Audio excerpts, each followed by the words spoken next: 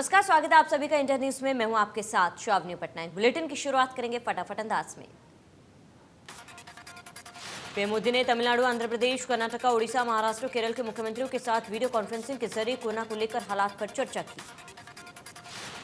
PM Modi ने कहा कि बच्चों को कोरोना से बचाने के लिए पूरी तैयारी करनी होगी। पिछले 2 हफ्तों में यूरोप के देशों में कोरोना बढ़ रहा है, ये हमारे लिए चेतावनी है। सार्वजनिक जगहों पर भीड़ लगने से रोकना होगा। पीएम मोदी ने कहा कि हम इस समय एक ऐसे मोड़ पर खड़े हैं जहां तीसरी लहर की आशंका लगातार जताई जा रही है। कुछ राज्यों में मामलों की बढ़ती हुई संख्या अभी भी चिंताजनक बनी हुई है। पीएम ने कहा कि विशेषज्ञ बताते हैं कि लंबे समय तक लगातार मामले बढ़ने से कोरोना वायरस में म्यूटेशन की आशंका बढ़ जाती है, नए वेरिएंट का खतरा बढ़ जाता है। तीसरी लहर रोकने के लिए प्रभावी कदम उठाए जरूरी। पीएम ने आगे कहा कि देश के सभी राज्यों को नए आईसीयू बेड्स बनाने, टेस्टिंग क्षमता बढ़ाने और दूसरी सभी जरूरतों के लिए फंड उपलब्ध करवाया जा रहा है। केंद्र सरकार ने 23,000 करोड़ से ज्यादा का इमरजेंसी कोविड रिस्पांस पैकेज जारी किया।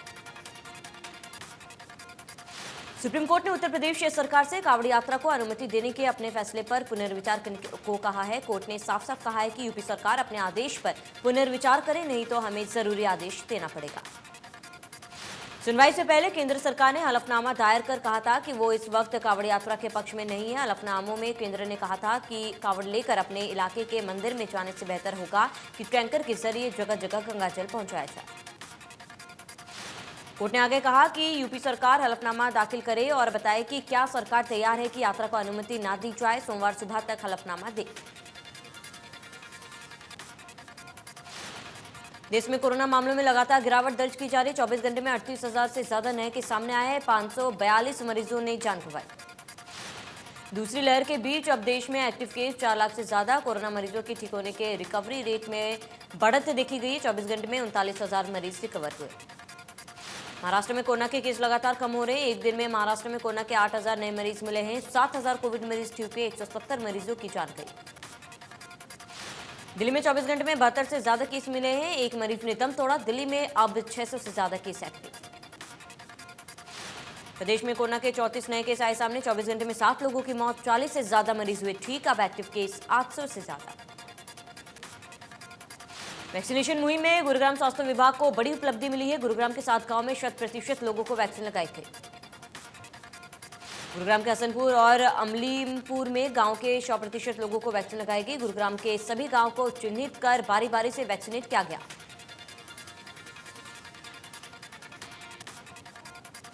हरियाणा में पेट्रोल और डीजल थोड़ा सस्ता हुआ है। प्रदेश में पेट्रोल की कीमत में 13 पैसे और डीजल की कीमतों में 11 पैसे की कटौती हुई है।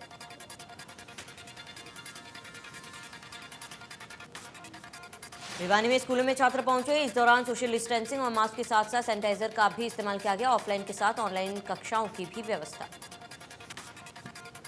लंबे अंतराल के बाद स्कूलों की रौनक लौटे। गुरुग्राम में कोविड नियमों के तहत 9वीं से 12वीं तक के स्कूल खुले। माथे पर तिलक लगाकर टीचर्स ने छात्रों का स्वागत किया। लॉकडाउन के बाद खुले स्कूलों में पहले दिन छात्रों की संख्या कम रही। ऑनलाइन और ऑफलाइन की एक साथ पढ़ाई चल रही है। बसों और क्लास में सोशल डिस्टेंसिंग का खास ख्याल रखा गया। नई शिक्षा सत्र में 3 महीने से बंद पड़े स्कूल खुले। छात्र उत्साह के साथ स्कूल पहुंचे। स्कूल प्रबंधन की तरफ से बनाई गई कोविड प्रोटोकॉल कमेटी की देखरेख में छात्राओं की स्कूल में एंट्री हुई।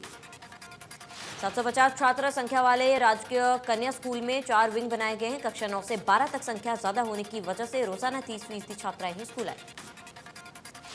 एक बार फिर स्कूलों में बच्चे आना शुरू हो गए हैं। बोर्ड की तरफ से स्कूलों को निर्देश दिए गए हैं कि सभी बच्चों की थर्मल स्कैनिंग और मास्क सुनिश्चित करें। सोनीपत के गांव शहजादपुर में राजकीय सीनियर सेकेंडरी स्कूल में बच्चों में स्कूल आने को लेकर काफी उत्साह नजर आया। स्कूल में छात्रों ने पौधारोपण किया और पहले दिन को उत्साह की तरह मनाया। सोनीपत का मुरथल अड्डा सरकारी स्कूल मिसाल बना। अनोखे ढंग से सरकारी स्कूल में नियमों की पालन करवाई गई। तीसरी लहर को रोकने के लिए स्कूल की प्रिंसिपल ने बड़ा कदम उठाया। प्रिंसिपल ने स्कूल को 4 बबल जोन में बांटा है, जिसके मुताबिक अलग अलग जोन के छात्र अपने ही जोन के कमरे और टॉयलेट इस्तेमाल कर सकेंगे। बाकी टॉयलेट और कमरे में जाने की अनुमति नहीं दी गई। मुख्यमंत्री ने प्रशासनिक सचिवों और उपायुक्तों के साथ उच्च स्तरीय बैठक की अध्यक्षता की है। अधिकारियों को निर्देश देते हुए कहा कि मेरी फसल मेरा ब्यौरा पोर्टल पर प्राथमिकता के आधार पर 100% जमीन का पंजीकरण किया जाए। मुख्यमंत्री ने कहा कि जिला उपायुक्त ये भी सुनिश्चित करें कि हर एकड़ जमीन की मैपिंग कराई जाएगी और इस काम में लगे कर्मचारियों का प्रशिक्षण जल्द से जल्द करवाया जाएगा। बैठक में स्वास्थ्य मंत्री अनिल विज और कृषि मंत्री जेपी दलाल मौजूद रहे। मुख्यमंत्री ने कहा, हर गांव का अलग डैशबोर्ड बनाया जाएगा। मुख्यमंत्री ने कहा कि किसानों को दलहन, कपास, मक्का जैसी वैकल्पिक फसलें उगाने के लिए प्रोत्साहित करने के निरंतर प्रयास लिए जाएं और 2 लाख एकड़ के लक्ष्य को जल्द से जल्द प्राप्त करें। बैठक में मुख्यमंत्री को अधिकारियों ने बताया कि कुरुक्षेत्र, कैथल, फतेहाबाद, झज्जर, चरखी, दादरी, पलवल, महेंद्रगढ़ और हिसार में 8 नई सरकारी मस्क्यूलर लैब को मंजूरी दी गई है, जिसके बाद 1 लाख से ज्यादा टेस्ट रोजाना होने की संभावना है। परिवहन मंत्री मूलचंद शर्मा ने बल्लभगढ़ शहर को लगभग 2 करोड़ रुपए की सौगात दी है। सेक्टर 3 नाहर सिंह कॉलोनी, पूर्वी चावल कॉलोनी समेत कई कॉलोनियों से गंदे पानी की निकासी के लिए शिविर का काम पूरा हुआ।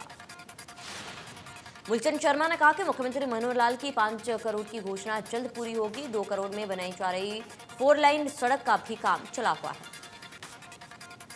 फरीदाबाद की कोरी गांव में अपना आशियाना टूटते देख बच्चे सदमे में हैं। छत ढह जाने के डर से बच्चों का रो रो कर बुरा हाल। रोते हुए बच्चों का कहना है कि कोरोना के चलते वो पहले से ही पढ़ाई नहीं कर पा रहे थे और अब उनका मकान टूट रहा है, इसलिए अब उनकी पढ़ाई बंद हो गई। रानिया में किसानों ने अपने किसान साथियों की गिरफ्तारी को लेकर सांसद सुनीता दुग्गल के खिलाफ प्रदर्शन किया और किसानों पर दर्ज केस रद्द करने की मांग की। किसान नेता ने बताया कि कुछ दिन पहले सिरसा में सांसद सुनीता दुग्गल का विरोध करने पर किसानों के खिलाफ केस दर्ज किया गया था। अगर उनकी रिहाई नहीं होती है तो बड़े स्तर पर विरोध प्रदर्शन किया जाएगा। पुरातत्व में पीएचडी कर रहे फरीदाबाद के युवक ने दावा किया है कि अरावली की पहाड़ियों में 50,000 साल या उससे भी पहले से मानव रहा करते थे। अब इस मामले में हरियाणा के पुरातत्व संग्रहालय निदेशालय ने कमेटी का गठन किया है ताकि इस मामले की और ज्यादा गहराई से जांच की जाए। छात्र ने अरावली के अंदर 2 साल तक रिसर्च का मानव जाति के कुछ ऐसे चिन्हों को खोज निकाला है जिससे साबित होता है कि अरावली के अंदर 50,000 साल पहले भी मनुष्य रहते थे और वो पहाड़ के पत्थरों पर शैलात बनाते थे। अचानक से यमुना में ज्यादा पानी आने पर कैंटर चालक पानी में फंस गया, जिसकी सूचना पुलिस को दी गई। पुलिस की सतर्कता से कैंटर चालक की जान बची। जुलाना में थाना प्रभारी ने लोगों को जागरूक करने के लिए सड़क सुरक्षा अभियान की शुरुआत की है। इस दौरान थाना प्रभारी ने पुराना बस स्टैंड पर नाका लगाकर 2 पहिया वाहन चालकों की जांच की।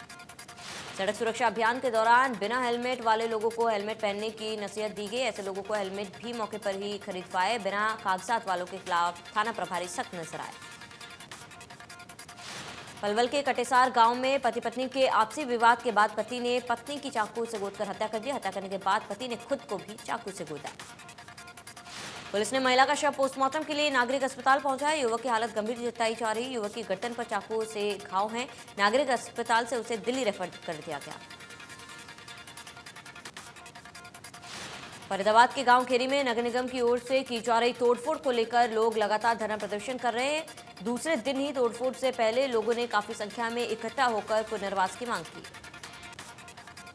सैकड़ों की संख्या में महिलाएं भी प्रदर्शन में शामिल हुई। पुलिस ने चारों तरफ से गांव की नाकेबंदी की है। लोगों को इकट्ठा होने से पुलिस रोक रही है। महिलाओं ने जमीन पर लेटकर इंसाफ की मांग की। गांव खेरी में नगर निगम की ओर से की जा रही तोड़फोड़ के बीच प्रदर्शन के दौरान एक महिला बेहोश हो गई, जिसे होश में लाने के लिए काफी लोगों ने काफी प्रयास किया। फरीदाबाद के कोरी गांव में तोड़फोड़ के बीच एक शख्स की पिटाई की गई। तस्वीर सामने आई है। तोड़फोड़ के बीच शख्स को बुरी तरह से लात घूंसों से पीटा गया। इंद्री में चोरों ने इनेलो कार्यालय और मेडिकल स्टोर को निशाना बनाया और हजारों रुपए कीमती सामान पर हाथ साफ कर दिया गया। इनेलो कार्यकर्ताओं ने पुलिस को सूचना दी। इनेलो कार्यकर्ताओं का कहना है कि स्वीपर ने सूचना दी कि कार्यालय में सामान बिखरा और टूटा पड़ा है। चोर कार्यालय से गैस सिलेंडर और पंखे भी चोरी कर ले गए।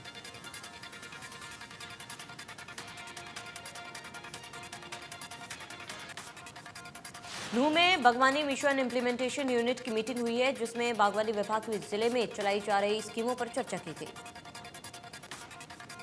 इस साल खेतों में 415 एकड़ में नए बाग लगाए जाएंगे। 2000 एकड़ में बरसाती प्याज पर अनुदान दिया जाएगा और 500 एकड़ में बाकी सब्जियों पर किसानों को अनुदान दिया जाएगा।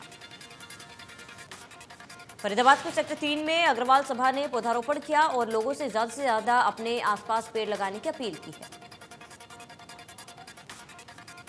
अग्रवाल सभा के पदाधिकारियों का कहना है कि जिस तरह से कोरोना की दूसरी लहर में ऑक्सीजन की कमी देखी गई, उसे देखते हुए पार्क में ऑक्सीजन युक्त पौधे लगाए जाए।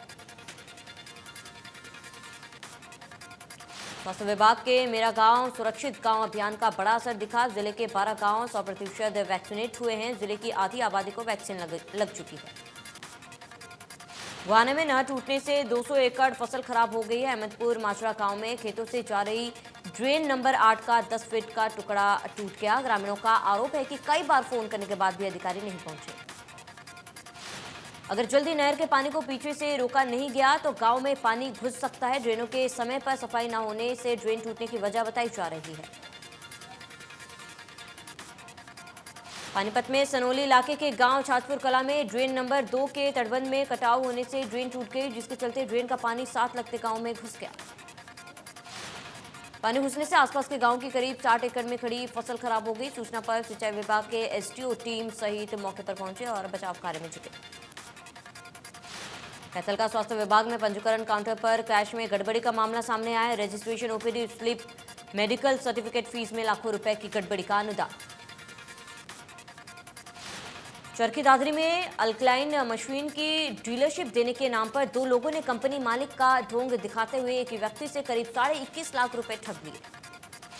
कंपनी के अधिकारी बताकर 24 लाख रुपए में डीलरशिप का सौदा तय किया और मशीन का डेमो दे दिया गया। काफी दिनों तक भी डीलरशिप और मशीन नहीं मिली। काफी मिन्नत करने के बाद 12.5 लाख रुपए लौटा दिए। बकाया मांगने पर जान से मारने की भी धमकी दी गई। इस बारे में पीड़ित ने एसपी ऑफिस में शिकायत दी। पुलिस ने 2 आरोपियों के खिलाफ केस दर्ज किया। हांसी में चोरों का कहर देखने को मिला है। हुड्डा सेक्टर 6 में एक मकान को चोरों ने निशाना बनाते हुए लाखों रुपए की चोरी की वारदात को अंजाम दिया। चोर मकान के अंदर खड़ी स्कूटी और बाइक भी चुरा ले गए। सूचना मिलते ही पुलिस मौके पर पहुंची और जांच शुरू कर दी। मकान मालिक का कहना है कि करीब 50 लाख रुपए की चोरी हुई। सोनीपत में सुरक्षा गार्ड न रखने वाले बैंकों के खिलाफ पुलिस प्रशासन सख्त हो गया है। ऐसे बैंकों के खिलाफ कार्रवाई अमल में लाने की बात जिला एसपी ने की है। सोनीपत में बैंकों में बढ़ती हुई लूटपाट और एटीएम से चोरी की वारदातों के पीछे बैंकों में सुरक्षा व्यवस्था मजबूत न होने तक बड़ा कारण बताया जा रहा है। जिले में कई ऐसे बैंक हैं जहां सुरक्षा गार्ड तैनात नहीं। हाल ही में पीएनबी बैंक में बड़ी लूट को अंजाम दिया गया, जिसके पीछे की वजह से भी मानी जा रही है कि बैंक में कोई भी हथियार से लैस सुरक्षा गार्ड नहीं था और न ही अलार्म जैसी कोई व्यवस्था थी। यमुनानगर में एक शख्स पर नाबालिग कजिन सिस्टर के साथ दुष्कर्म करने का आरोप है। मामले का पर्दाफाश नाबालिग के प्रेग्नेंट होने के 5 महीने बाद हुआ।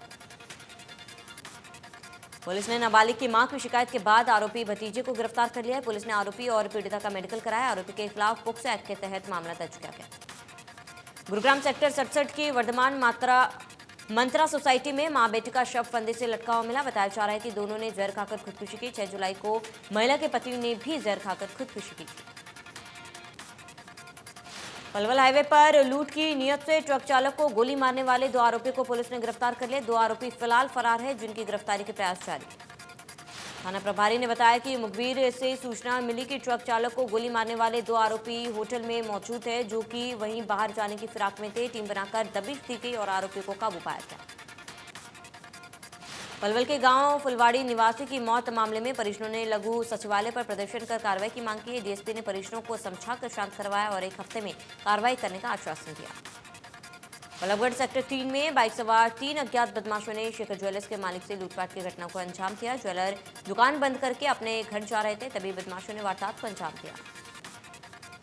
पंचकुला के अभयपुर, बुढ़नपुर और पंचवाब के बलटाना से डायरिया से ग्रस्त करीब 2 दर्जन लोग अस्पताल में भर्ती हुए। डायरिया से ग्रस्त मरीजों ने 8 से 9 छोटे बच्चे और 1 बच्चे की संदिग्ध हालात में मौत होने का मामला सामने आया है। बीमारी से ग्रस्त 2 बच्चों की हालत नाजुक बताई जा रही है। डायरिया से ग्रस्त सभी लोगों का सेक्टर 6 में इलाज चल रहा है। अभी तक करीब 25 लोग अस्पताल में भर्ती हैं। कैथल में तेज बारिश हुई है। तेज बारिश से नाले और सीवरेज ओवरफ्लो हो गए हैं और लोगों के घरों में पानी चला गया है। मानसून के पहले की कई तैयारियों के प्रशासन के सभी दावे खुल गए। 2 दिन से हो रही बारिश से गांव शेखनपुर में लोगों का जीना मुश्किल कर दिया गया। नाले में जल निवासी नहीं होने से पानी खेतों में घुस गया। किसानों का कहना है कि पानी के बहाव की वजह फसल को नुकसान हो रहा है। उचाना में कई जगहों पर बारिश हुई है, जिससे ग्रामीण इलाकों में पानी भर गया है। तालाबों की खुदाई और सफाई नहीं होने की वजह से गांव के तालाब पानी से भर गए। पानीपत में मानसून की पहली तेज बारिश में जल भराव सामने आया है। मूसलाधार बारिश के बाद सड़कों के जलमग्न होने से लोगों को परेशानियों का सामना करना पड़ रहा है। बीते 2 दिन में 61 mm बारिश दर्ज की गई है। समालखा अनाज मंडी गेट के सामने बारिश होते ही समालखा जलमग्न हो गया।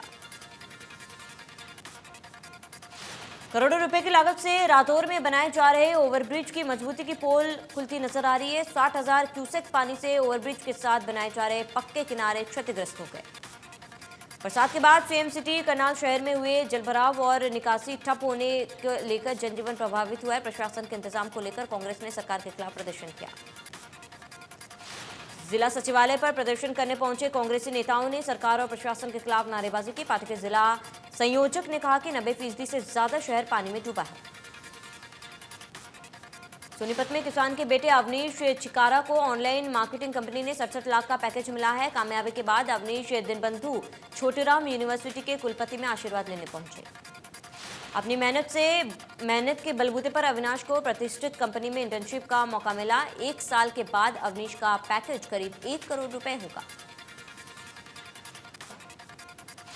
तरावड़ी अनाज मंडी में बनी अटल किसान मजदूर कैंटीन किसानों और मजदूरों को रियासती दर पर खाने की सुविधा उपलब्ध करवा रही है। यहां पर रोजाना 450 से ज्यादा लोग सिर्फ 10 रुपए में भरपेट खाना खाते हैं।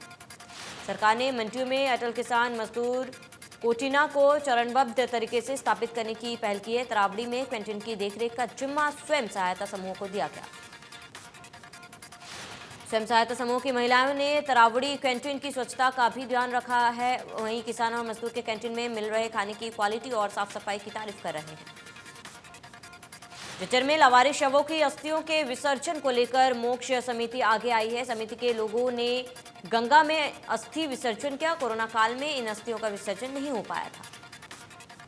पलवल जिला रेड क्रॉस सोसाइटी और जिला स्वास्थ्य विभाग ने नेशनल हाईवे 19 पर वैक्सीनेशन शिविर का आयोजन किया। गांव अटोहा के पास संयुक्त किसान मोर्चा के धरना स्थल पर कैंप लगाया गया। कैंप में किसानों को कोवैक्सीन और कोविशील्ड की डोज लगाई गई। संयुक्त किसान मोर्चा के सदस्य रणवीर सिंह चौहान के मुताबिक धरना स्थल पर सभी किसानों से टीका लगवाने की अपील की गई। अफगानिस्तान में रॉयटर्स के फोटो पत्रकार दानिश सिद्दीकी की हत्या कर दी गई है। दानिश सिद्दीकी अफगानिस्तान में मौजूदा हालात को कवर करने के लिए पिछले कुछ दिनों से वहां डटे थे। कश्मीर में आतंक के खिलाफ सुरक्षा बलों का ऑपरेशन क्लीन लगातार जारी। श्रीनगर के सोरा इलाके में आतंकियों और सुरक्षा बलों के बीच मुठभेड़ हुई है। मुठभेड़ में सीआरपीएफ के 2 जवानों के घायल होने की भी खबर। जम्मू कश्मीर पुलिस ने बांदीपोरा से आतंकियों के 3 मददगारों को गिरफ्तार किया।